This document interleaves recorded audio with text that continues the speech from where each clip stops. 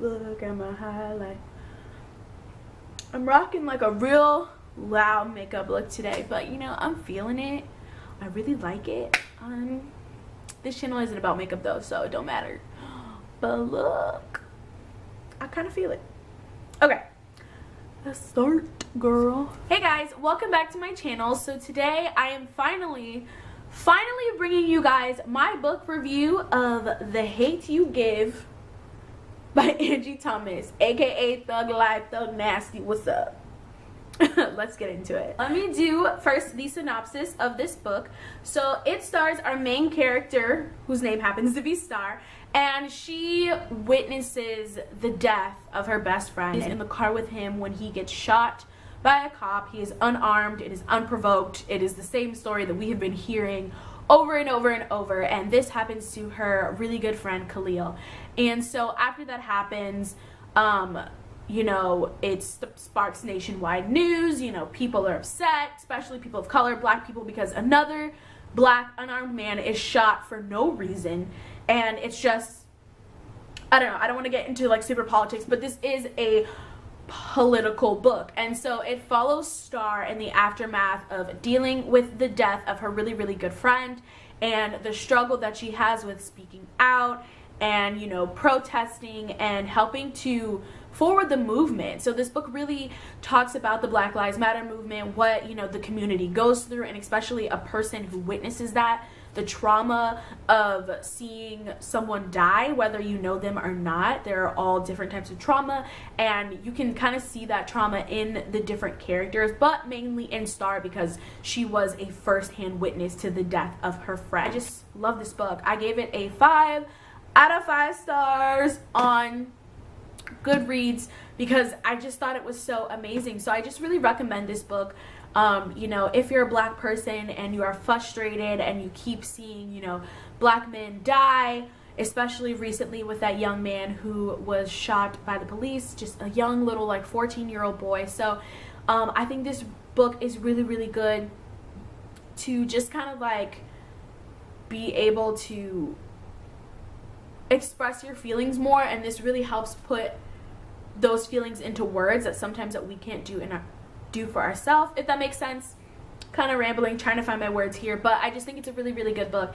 And then if you are not a person who really understands the Black Lives Matter movement, what it means, why there's a movement, why we protest, why we, you know, are against police brutality, then I actually suggest you read this. Now, if you're a person who's just like, oh, White Lives Matter, the Black Lives Matter movement is a terrorist movement, all this stuff, and you just hate us and blah blah blah, then I don't really care about your opinion. I don't think you should read this book. But if you're someone who's genuinely curious and you really don't understand, you know, how we feel as a black community and why this is so important and why it matters to us, then I just really suggest you read this book because it really articulates it in a way that not everybody can. I just suggest everyone read it because it's a really powerful book.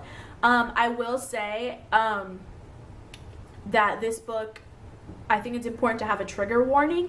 Definitely when I started reading it and it goes to the scene of the death and, you know, facing the police officers, like it really like affected me a lot, and I had to put it down for a second and just like whoo, breathe, because like this shit is real to me, and this shit is real to, it's real, period. It doesn't have to be real to you for it to be real. Like, this is fact. We go through these things and it's just like fucking real. But I will say that this book has a lot of dark and real sad moments, but Angie Thomas does a really good job of adding, you know, lightness and happiness and, you know, pain and love and just black joy into this book, and I just think it's amazing. So yeah, that is my quick synopsis before I get into some spoilers for this book and what I really loved about it.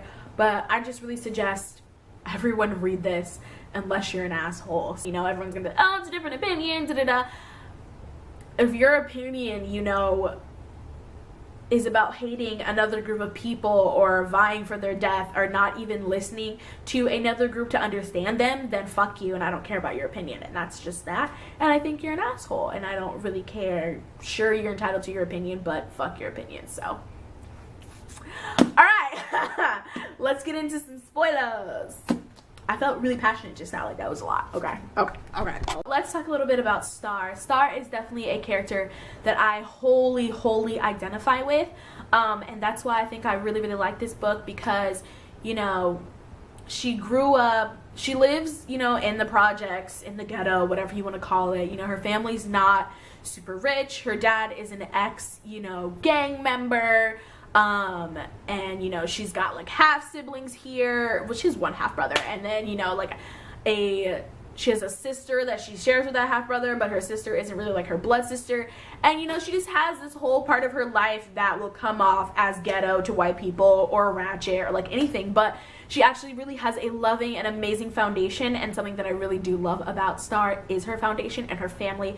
And yes, her relationship with her father, yes, God, it's so, like, I love it so much, because I have a really good, amazing relationship with my father, and it's so great to see a book that shows that black men aren't all trash, and no matter what you think, even if they were gang members or drug dealers or whatever, they are amazing and kind and loving people, and they're amazing dads. And not all of us, I'm not a man, but not all black men, you know, leave their children, and that stereotype is just disgusting, and I hate it. And I love, and I definitely feel like it was purposeful to give Star and her dad such an amazing relationship. And yes, and I love the dichotomy of the dad and how, you know, he's this tough ass ex-gang member, but then he really cares about his community and he wants to better it, and he really cares about his kids, and he has such a soft spot for his kids. And there's this part where she describes like tattoos on his arm, and it was just like, you know, it's not like he shows all these super outward emotions, like he's not this super emotional guy, but then he also is. And I forget the line, but she's like, a love letter in a way, like how his tattoo is a love letter to her. And I just love it, and I love the whole creation of that character and that dynamic between Star and her father. Her mother is also great. She's definitely a black mom. Like, she don't play no games, you know. And once she there's those moments, like, either your mom will call your full name, or she'll give you that look, or like every black mom has that tell where it's like, this is, you stop fucking around, like, you listen to your mama. But yeah, so I love her home life. Star, you know, it doesn't matter what they have, what they don't have, like, they are a unit and they care about and love each other. And I thought that was beautiful and amazing. Now, the other side of Star's life is she goes to a white school, a rich white kind of prep private school. And so I definitely identify with her in that way as well, going to a predominantly white school and having to kind of hide the black side of you, because you don't want to come off as, you know, the ghetto black girl, the angry black girl, the trope black girl that society continues to put upon us. So at school she becomes like what people call the white black girl. So, you know, she speaks proper, she's intelligent, she doesn't get angry, she tries to handle conflicts in very like muted ways, I guess. Like, she never gets beside herself for fear of that stereotype. And, you know, she has like her white friends who she's known forever because her family wanted her to have a good education and a better chance at making it in the world. And sadly, that predominantly white schools, they get better education, so that's where they wanted to put her. And so she has her friends that she's grown up with, and then she has her friends in, you know, the projects and where she lives, which is where she knows Khalil from and things like that.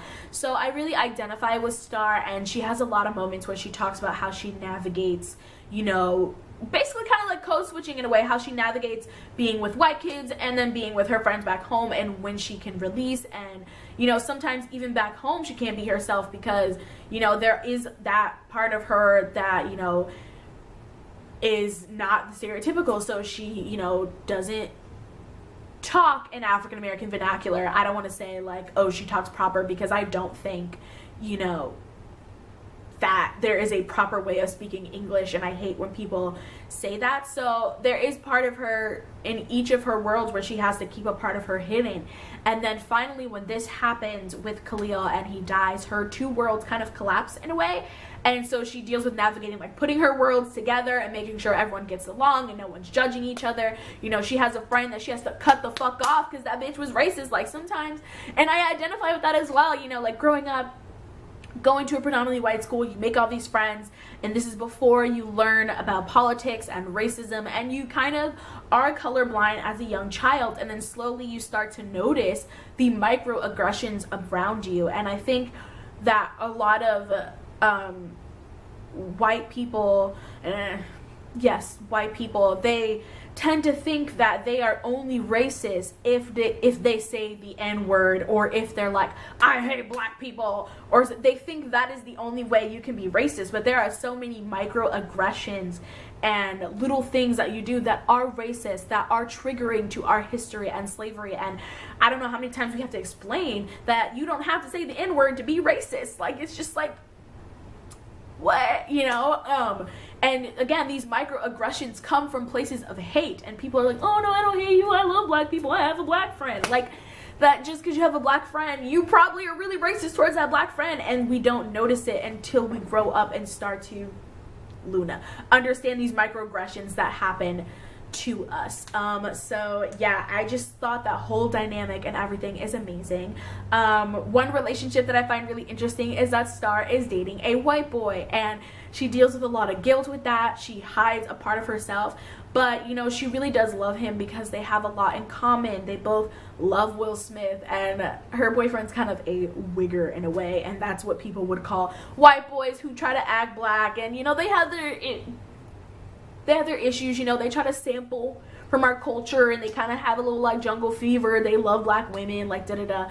But he really does a good job of trying to understand, to check his privilege, and to be a good boyfriend to her. And I really appreciated that.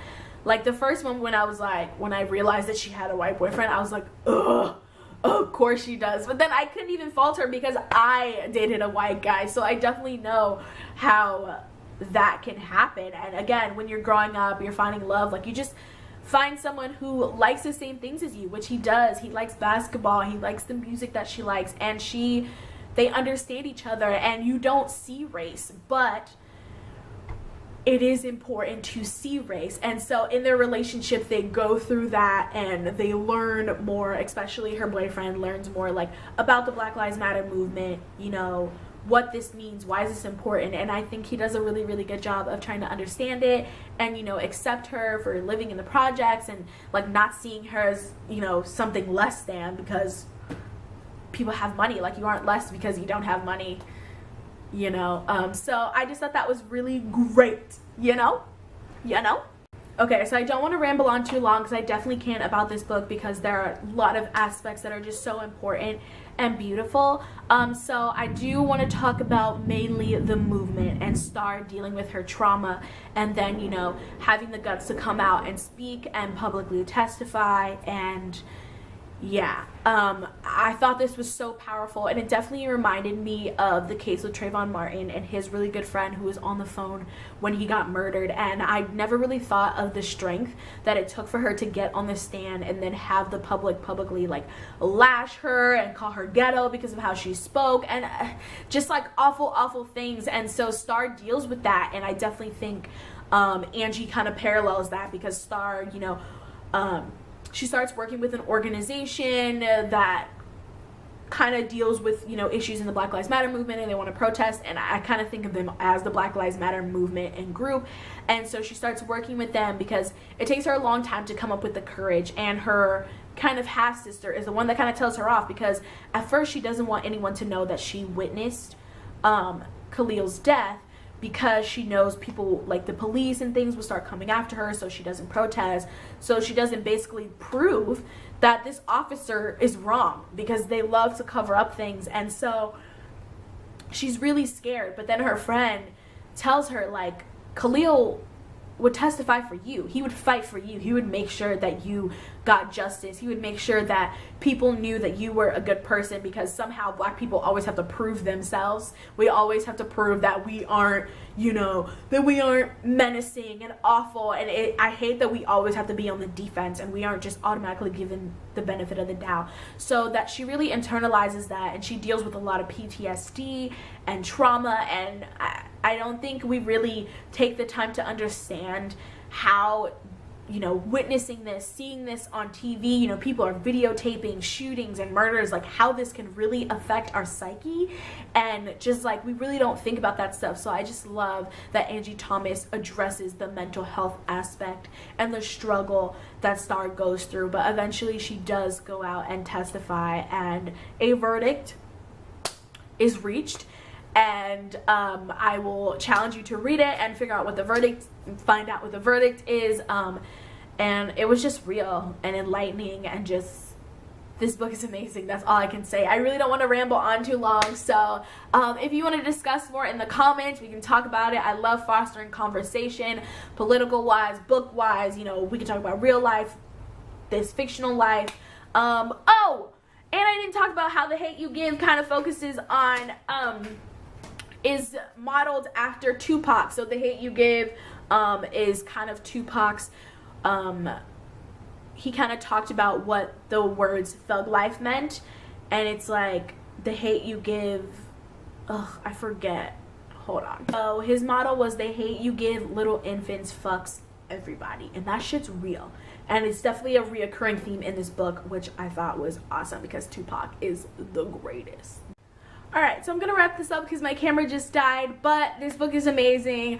Leave me some comments, let's chat about it. We can talk on Twitter, you know, whatever, all the things. So thank you guys so much for watching, and I don't know, these outro things are hard. Don't forget to like and subscribe for more videos. I try to put out videos every week on a Wednesday. Sometimes that doesn't happen, you know, I'm just living my life. But yeah, so thank you guys. Bye.